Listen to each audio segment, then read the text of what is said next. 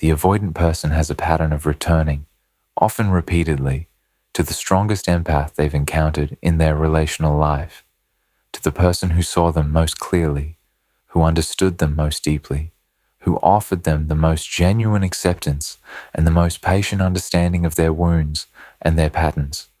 This return happens even after they've pushed the empath away, even after they've ended the relationship or created distance that seemed final, even after they've hurt the empath through their defensive withdrawal and their inability to sustain intimacy.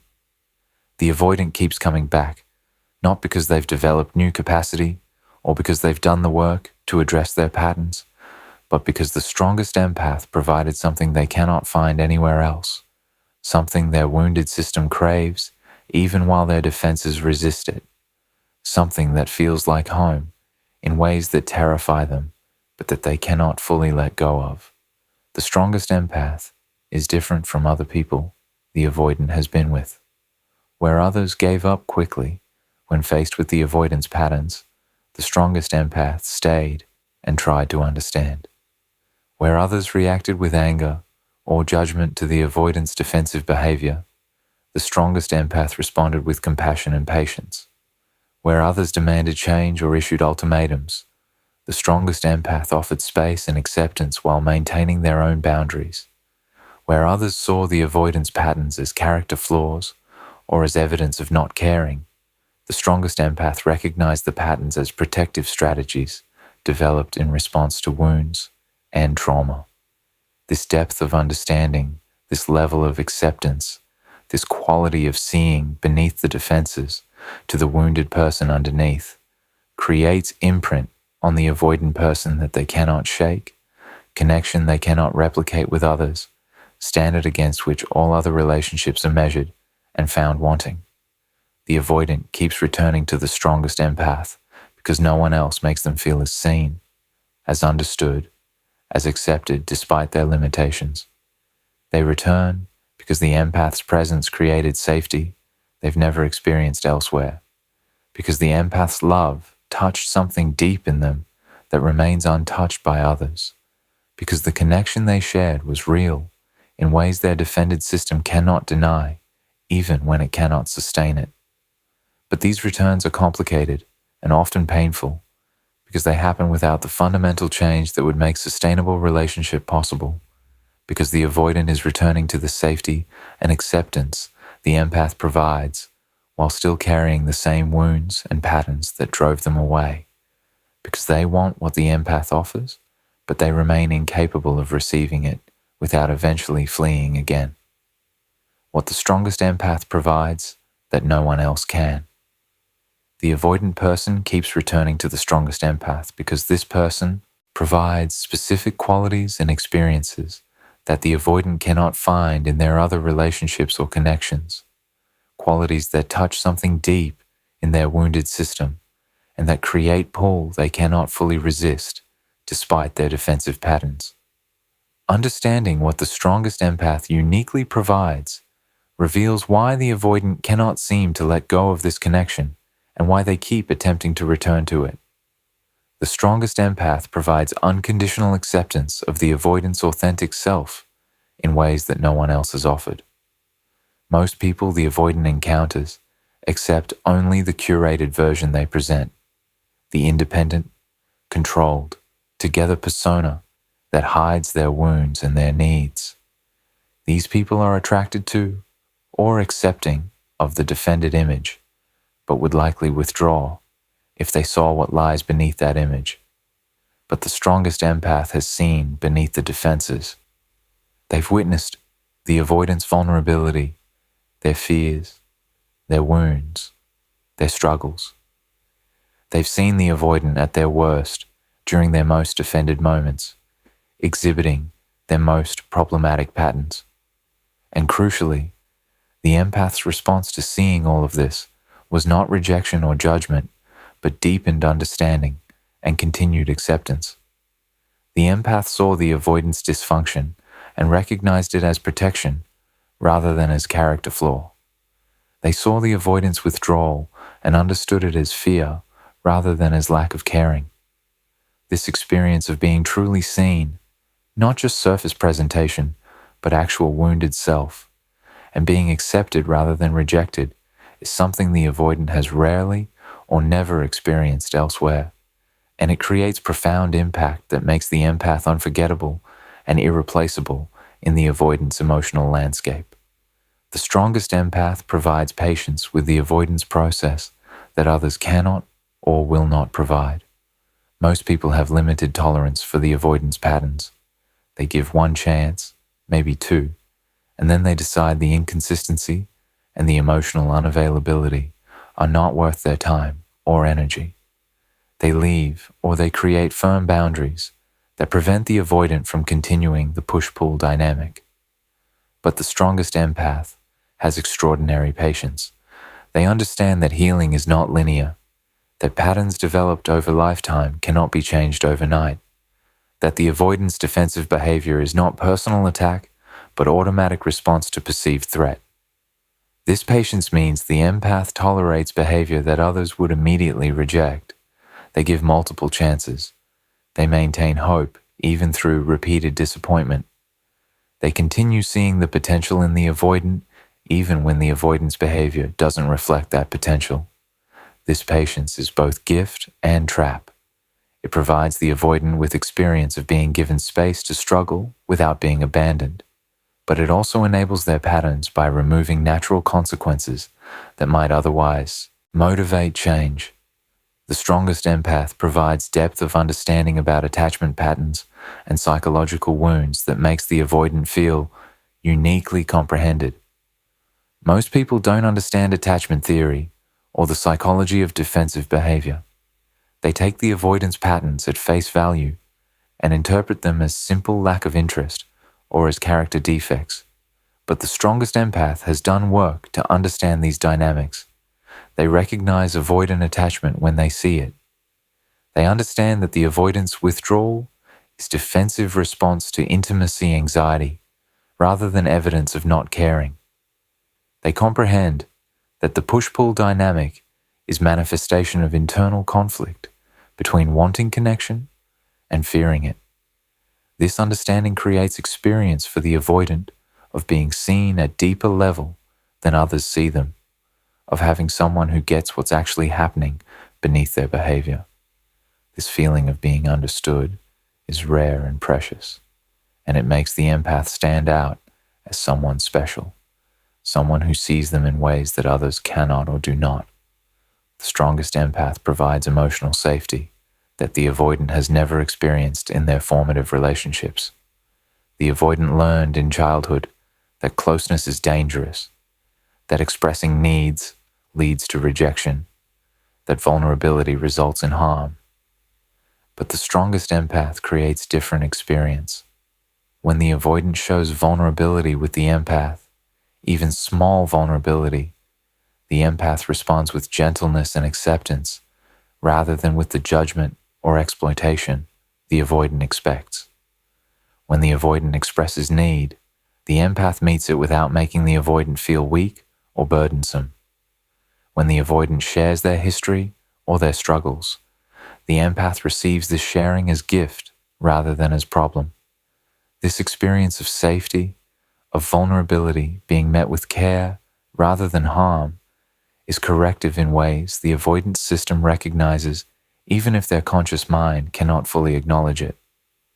The safety the empath provides makes them place the avoidant wants to return to, even needs to return to, because it offers glimpse of what relationship could feel like if the avoidant could overcome their defenses and receive what's being offered. The strongest empath provides reflection of the avoidant's potential and their better self that others do not see or believe in. Most people see the avoidant's limitations and their patterns and accept these as fixed reality. They don't imagine the avoidant could be different or could develop greater capacity. But the strongest empath sees beneath the patterns to the person the avoidant could become if they did their healing work. The empath believes in the avoidant's capacity for growth and change. They see qualities and potential that the avoidant themselves might not see. This belief and this vision of their better self is compelling to the avoidant because everyone wants to be seen as capable of more, as having potential worth developing. The empath's belief makes the avoidant feel valued in fundamental way, and returning to the empath means returning to this reflection of their potential, even if they're not actually developing that potential through changed behavior. The strongest empath provides combination of challenge and acceptance that creates unique dynamic the avoidant finds nowhere else. The empath accepts the avoidant as they are, while also gently challenging them to grow. The empath doesn't demand change through ultimatums or through making love conditional on the avoidant being different, but they also don't enable the patterns without any challenge. They name what they observe. They ask questions that invite reflection. They maintain boundaries that communicate what they will and won't accept. This balance between acceptance and challenge is rare and valuable. Most people either accept the avoidant completely without any challenge, which allows stagnation, or they reject the avoidant and demand immediate change, which activates defenses. The empath's ability to hold both acceptance and challenge creates dynamic that is uncomfortable enough to create growth pressure, while safe enough that the avoidant doesn't completely flee. And this balance is something the avoidant recognizes as valuable, even when they cannot fully engage with it. The strongest empath provides quality of presence and attunement that makes the avoidant feel genuinely cared for in ways they've never experienced. The empath pays attention. They notice small things about the avoidant. They remember details the avoidant shares. They pick up on mood shifts and underlying feelings. They're emotionally present in ways that make the avoidant feel attended to and important. This quality of presence is not something the avoidant typically allows others to provide or that others are skilled enough to offer. But with the strongest empath, the avoidant experience being truly seen and cared for in moment-to-moment way that created feeling of mattering, of being important to someone, of being the focus, of genuine care and attention. This experience is addictive in sense that once felt, it's hard to be satisfied with less, and it's part of what keeps pulling the avoidant back to the empath even when they cannot sustain the intimacy that this level of care creates.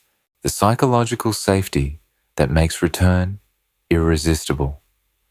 The primary reason the avoidant person keeps returning to the strongest empath is the specific quality of psychological safety the empath provides, safety that the avoidant has never experienced in other relationships, and that addresses their deepest needs even while triggering their deepest fears.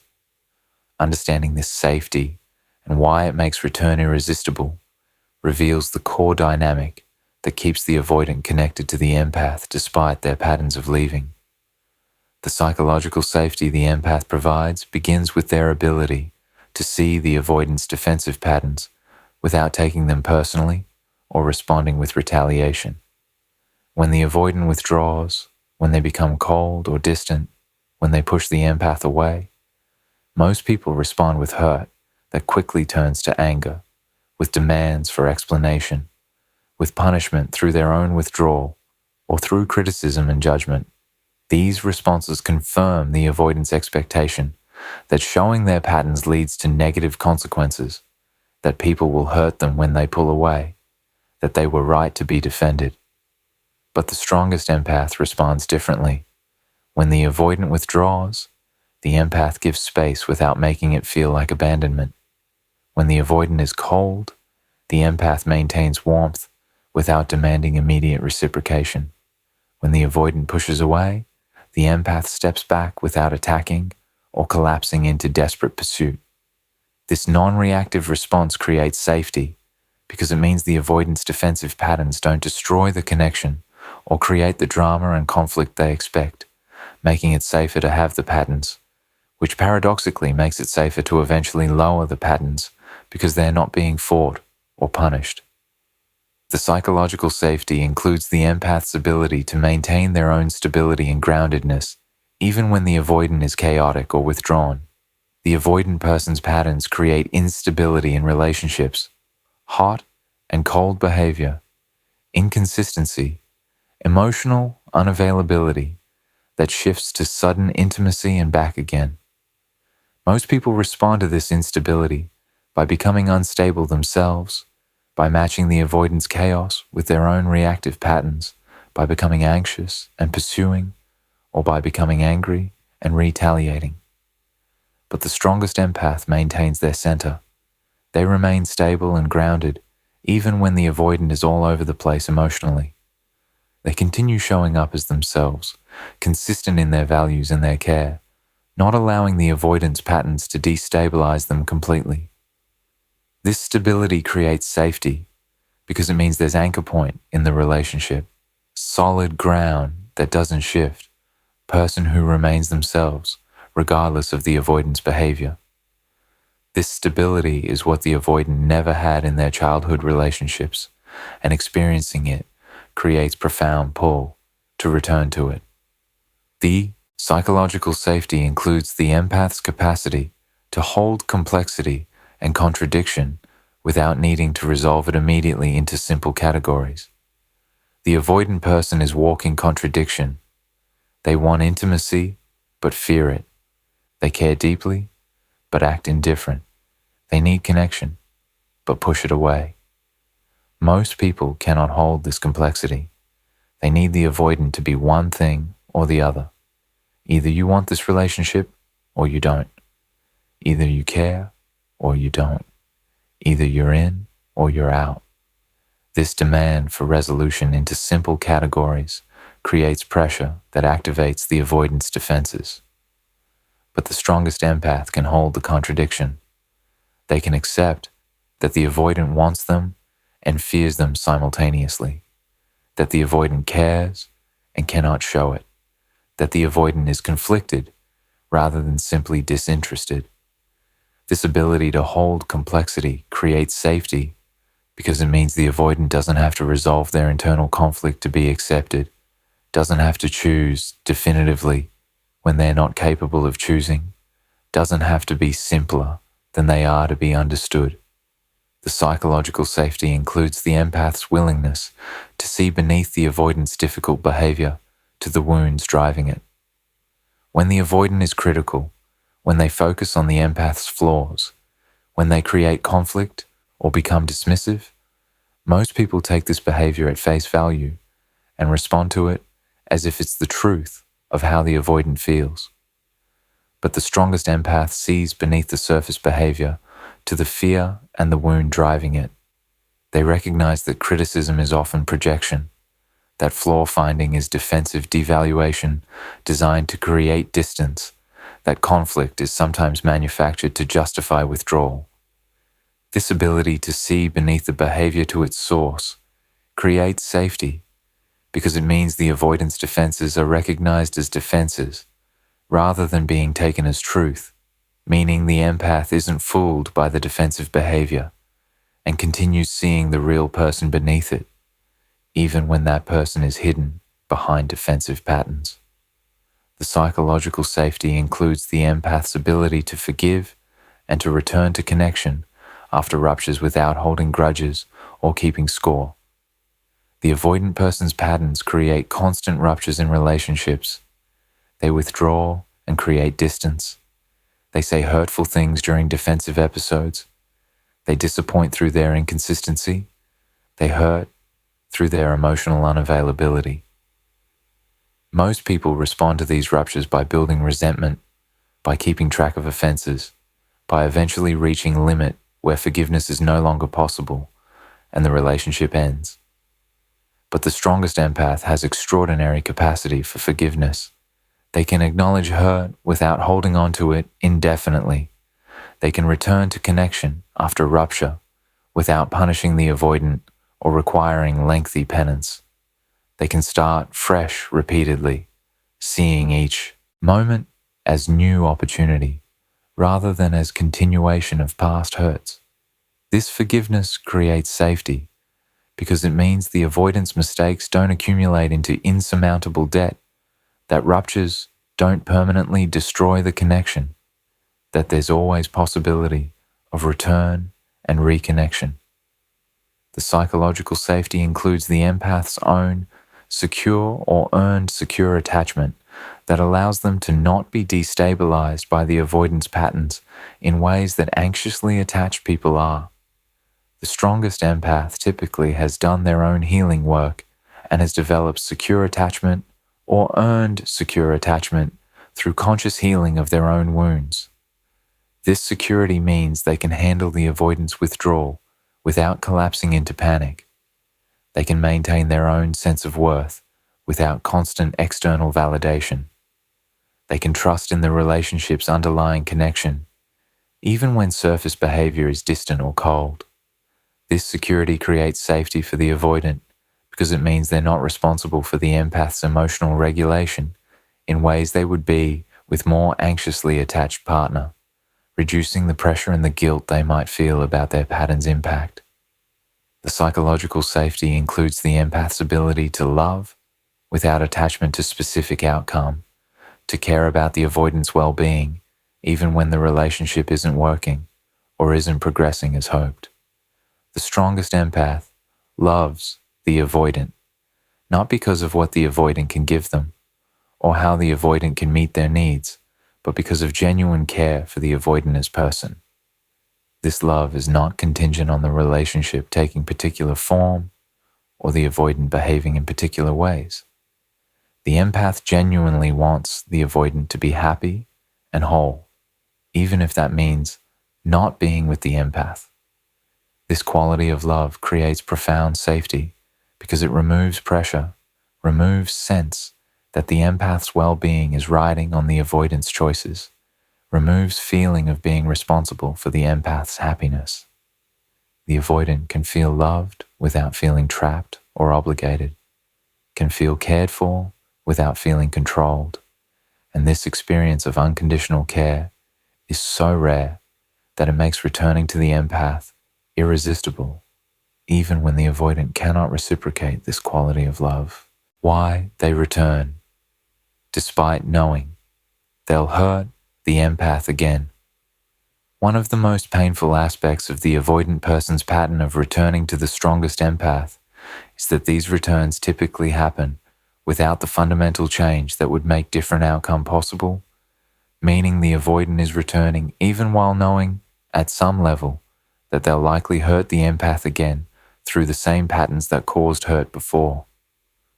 Understanding why the avoidant returns, despite this knowledge, reveals the selfishness and the dysfunction at the heart of these returns and the psychological mechanisms that allow the avoidant to justify behavior that is ultimately harmful to both people. The avoidant returns, despite knowing they'll hurt the empath again, because their need for what the empath provides temporarily overwhelms their awareness of the harm their patterns create.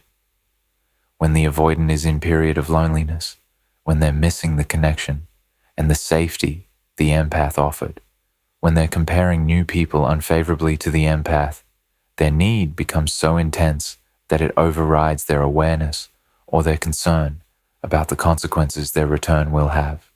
They're focused on their immediate discomfort and their desire for the relief that reconnecting with the empath would bring, and this immediate focus makes them minimize or ignore the reality that they haven't changed and that the same patterns will therefore emerge again. The need for what the empath provides feels so pressing that the avoidant convinces themselves that this time will be different, that they can maintain the connection without their patterns interfering, even though they have no actual evidence or change capacity to support this belief. The avoidant returns, despite knowing they'll hurt the empath again, because they minimize or deny the harm their patterns create, reframing their behavior in ways that make it seem less damaging than it is. The avoidant might tell themselves that the empath is strong enough to handle their patterns, that the empath understands and therefore isn't really hurt by the withdrawal and inconsistency, that what they're offering, even in limited form, is better than nothing and is valuable despite its limitations. These minimizations allow the avoidant to feel less guilty about returning without having changed, to justify their choice as acceptable rather than as selfish exploitation of the empath's care and patience. The minimization is defensive strategy that protects the avoidant from having to sit with full weight of their responsibility for the harm they're causing. The avoidant returns, despite knowing they'll hurt the empath again, because they're operating from a place of entitlement where they believe they deserve access to the empath and to what the empath provides, regardless of whether they can reciprocate appropriately.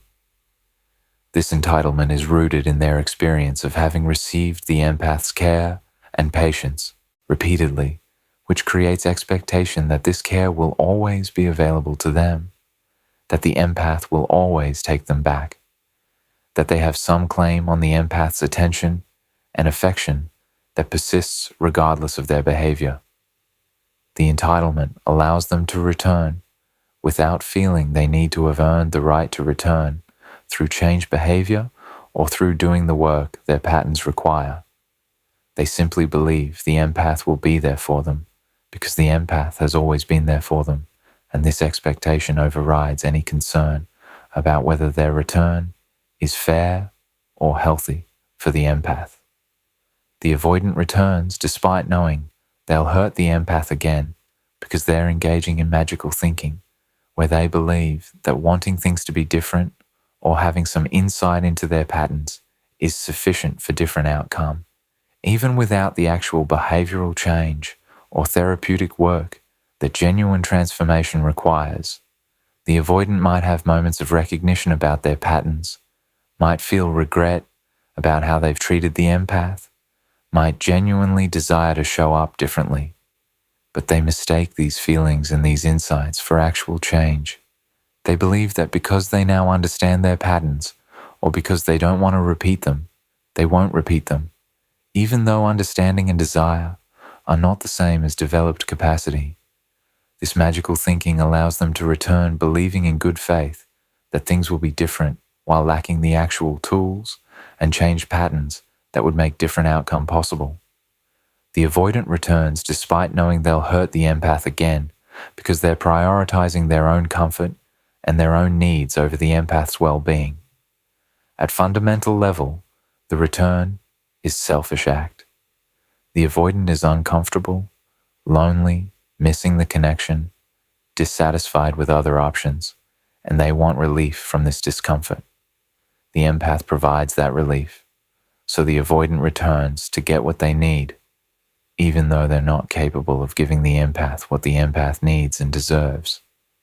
This prioritization of their own needs over the empath's well-being is rationalized through various defensive narratives, but at core, it's selfish choice to use the empath's care and availability to meet their own needs without being able to reciprocate appropriately or to maintain the relationship in a healthy, sustainable way.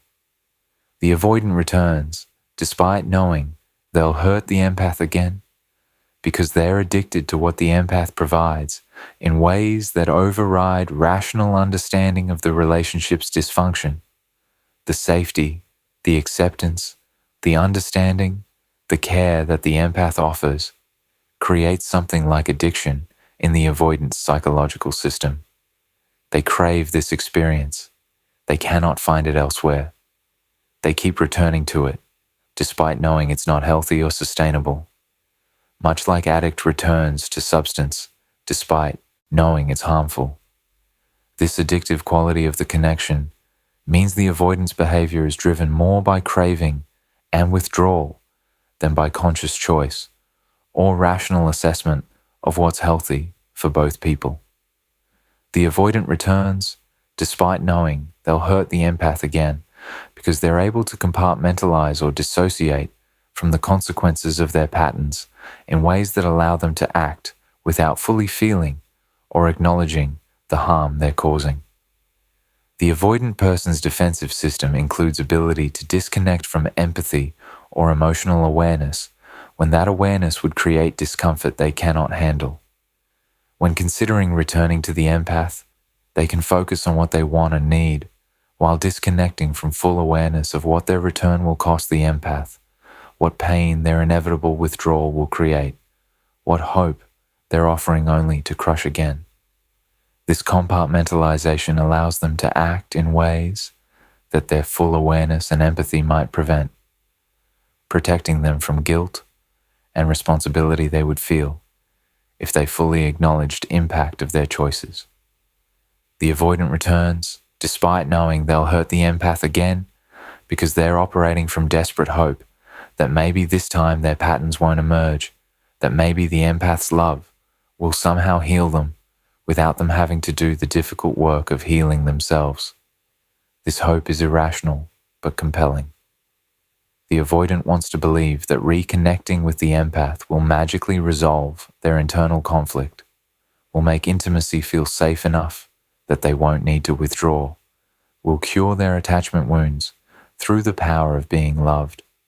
This hope allows them to return despite evidence that love alone is not sufficient, that their patterns require therapeutic work to change, that the empath's care has never been enough to overcome their defenses before and won't be enough now.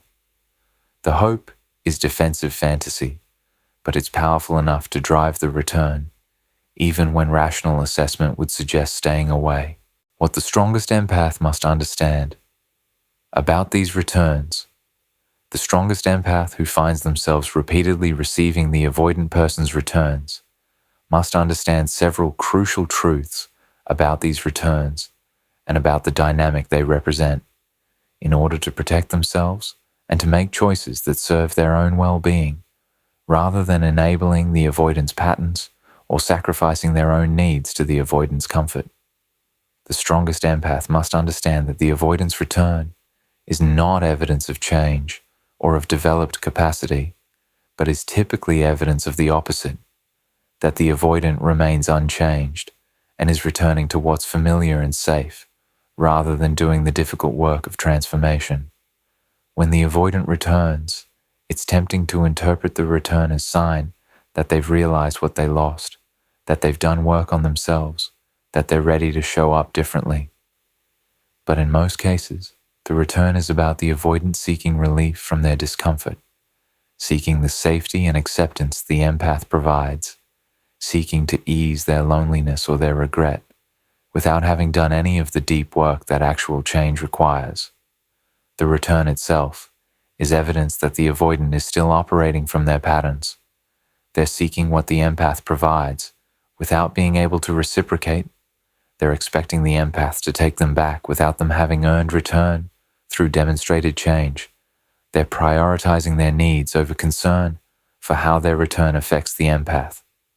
Understanding that return equals lack of change rather than evidence of change protects the empath from being pulled back in by hope that things will be different this time. The strongest empath must understand that accepting the avoidance return without evidence of genuine sustained change enables the avoidance patterns and prevents the consequences that might motivate the work the avoidant needs to do. The empath's extraordinary patience and forgiveness, while beautiful qualities, become enabling when they're extended without boundaries or without requiring demonstration of change capacity. When the empath accepts the avoidant back repeatedly, without requiring that the avoidant has been in therapy, has developed new tools, has practiced different responses to intimacy, the empath is teaching the avoidant that their patterns have no real consequences, that they can hurt the empath and return without penalty, that change is not actually necessary because acceptance is unconditional. This enabling prevents the avoidant from experiencing the discomfort that might motivate genuine transformation and keeps both people stuck in painful cycle. The strongest empath must understand that their capacity to see the avoidance potential and to love the person beneath the defenses is valuable, but that this capacity must be balanced with realistic assessment of the avoidant's actual current capacity rather than their theoretical potential.